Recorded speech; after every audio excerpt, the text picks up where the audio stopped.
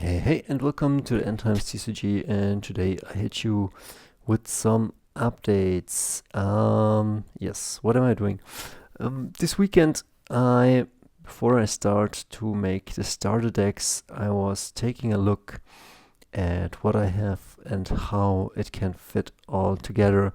I was looking at different card frames, making different designs, figuring out what the card costs, and what should go on the card. I will show you in a second what I came up with. I think this was the first card I draw, and it is like Duncan MacLeod, the guy from Highlander.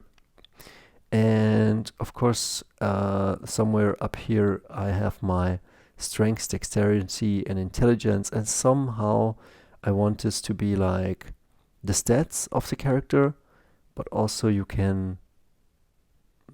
also the casting costs. I don't know how it fits together right now, but yeah, just crazy ideas. Then up here is like the point cost, like this Duncan MacLeod should be more powerful and more expensive than, let's say, this Brett the Hitman Hart character or wrestler character.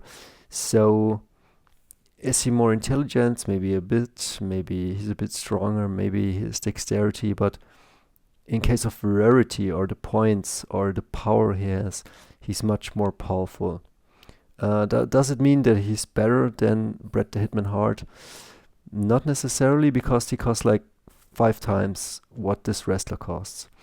And the wrestler brings a bit less focus mid, and here, like in the middle of the card, I was thinking about, what if you're mana screwed? Like, I want to make this game a bit like Magic the Gathering. Like, what if Magic the Gathering would happen in the late 90s? Like, that's the premise. Like 80s and 90s movies, okay, and pop culture. So if you're screwed or mana screwed, so because this character comes with a certain power, let's say here for this alien chick from Species, like she doesn't need mana from your mana base right here. She comes with his own person. So she has like different action points. Like, let's say for one round she has 5 action points, like in a good old fashioned like Jack the Lions round based XCOM and all that good stuff. So maybe that's her casting cost, but maybe that's also, I don't know, I'm just thinking, bear with me. And then I was putting like the honor here, like, can I play a wrestler and an alien chick in my deck? And the answer might be yes. Can Duncan MacLeod, a wrestler and an alien chick, be in one deck and fight against like a predator, Butch from the Predator, and like a sorcerer?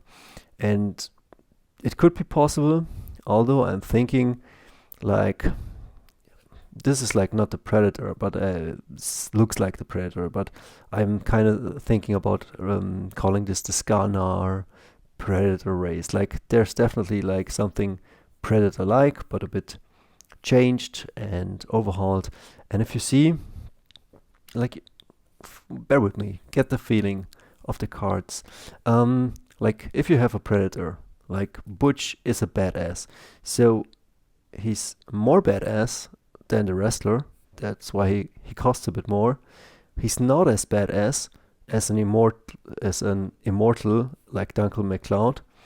But if Butch has to fight a predator, like there are 5 or 7 badasses, and they have to fight a predator, one, this guy needs to be expensive in your deck because you're not casting different other heroes, and maybe he needs a bigger life pool or something else, but he needs to be able to defeat with his cards. Like, he will likely not summon more allies, or he's a lone hunter. That's what you get from this. And so all his cards will be combat tricks, and maybe cheap combat tricks. So maybe this guy costs, let's say, 30 points, and you play a 50-point game, which could be called a manhunt or something like this. And then you have Butch and his team versus the Predator. Like, let's say that would be a starter deck. And then here you have your focus, his strength, intelligence, and dexterity. And then here I put down honor or moral code, or is he good or bad guy? Like this alien chick, she's very indifferent, but she tends to do stuff that is kind of morally ambiguous, because like she doesn't care. She's an alien chick. She's just searching for good genes. Bret the Hitman Hart as a wrestler definitely has some honor. Duncan MacLeod has some great honor. He has also a passive that he's a blade master. And then we have a trucker at 4 points, and well, maybe he brings a truck to the table, or maybe this trucker could be the hero of your story. Like, let's say this is your hero. You play in the first round, and he has some decent amount of life. And who knows what he can do, but maybe he can summon different truckers, and maybe he comes with a shotgun, and so on. So you're getting a hang of what I'm doing. I'm thinking, am I putting too many stats on the card? Is this overloaded? Is this just bloated? And then also, like, if there is here the life, in many games they have no attack cost. Like, maybe one of the abilities they can punch, but what if they have an auto attack, like a fist or 2 fists? Like a trucker definitely could punch like for 3. Who knows what that means? And a sorcerer would punch maybe for 1, like very weak auto attack. But you never know. Maybe, who knows? And then, do we need this auto attack, or is it not necessary? But what if you're out of ammo, and what if you're out of guns, and you have to, like, it becomes a slugfest, and Butch is fisting down this predator, and the predator, of course, has not an open fist, he has a claw, and so he hits for 6. And all these things I was thinking up, and then are 4 ability too much? Like maybe 3 abilities, or like on most Pokemon cards it's like 2 abilities, maybe 3. Most Planeswalker have 3 abilities, like 1 up, 1 down, and 1 ultimate that destroys. And for my ultimate, I always want to flip the card to its like premium guy. Like, I want you to experience like a movie. Like, you start out with this character, and then if you get to the ultimate, there you have a good effect, and then you flip it, and it becomes like the exalted version of this. So let me show you. This is the sorcerer from Diablo 1. Here I was studying the MetaZoo card frame, and what I don't like is just having symbols, and new players don't know what they mean. So too much information, not enough explanation, but beautiful cards. I got myself a pack of MetaZoo cards coming pretty soon, and it's kind of like Pokemon meets Magic the Gathering, and I like it. And I like also the art style. Here you have seen already the Predator, here the Butch, and also, like, I was also thinking, how do I align the military guys with the military guys, the aliens with the aliens, and I'm coming to that in a second. Then I was thinking of myself. I put myself in a human shaman werewolf category, and then I was thinking, most people you can flip with the ultimate, and then they become their exalted version, but this is maybe some kind of like Udyr. He is a bit stronger, but his ultimate is a bit weaker, but you can flip him like he's a werewolf. And then, when do I flip a werewolf? Is it only when it's the full moon? Is it only at night? Is it not by day? I have to figure this stuff out. Then we got Rose, like Rose McGowan in Planet Terror, and she's a human stripper, and sorry, but I categorized this as low lives, as the hobo with a shotgun. I'm not offending anyone, I'm just categorizing. I want here also the Marlboro Man and Harley Davidson, like some people who hang out in bars, and I want to make them tough. Like, life has toughened these people, so they pretty much don't care if some alien shows up. They armor up and they go for it. Same with a hobo with a shotgun. And then I was thinking, what does this guy? And then we have here the classic Chad, like in every high school movie. And how do you pay him? How do you get him? I could see a Chad teaming up with a stripper, teaming up with a human shaman werewolf. But what's the mana base? How do you cast this? How can a Rose call a Chad, or a Dario call a Chad, or a Rose, and I will see how I make this. Like, let's say in Magic the Gathering, maybe a Chad would be something like a green or forest, and Rose would be like mountain, and he would be like white.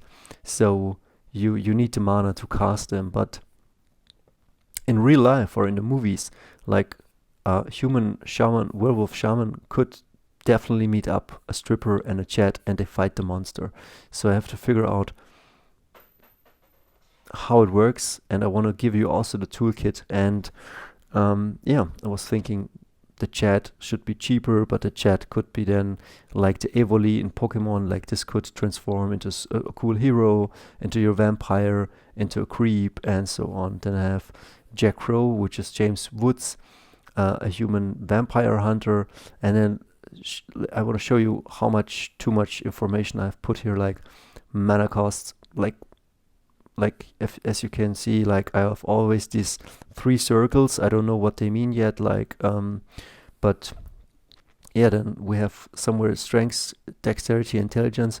With these you will be able to cast a spell. I have one spell like that's called redemption, and it costs like 3 intelligence, or a minimum of 4 intelligence and 3 strengths. And so maybe you can cast it for free, but you need the requirements. And then if this is like focus or colorless mana, how will you be able to what will you be able to cast with colorless mana? Because you need always a color or a strength or dexterity to cast something. So I'm not quite sure how this works out, or if your starting hand, if you don't have a strength, dexterity, or intelligence on your hand, how you will be able to cast. But yeah, then his moral code, his health, his fist, and yeah, just working my way. Then you have a necromancer, which summons the dead or raises the dead, and definitely his abilities: raise dead, raise a golem, curse, and then an ultimate. Then you flip him and he gets stronger.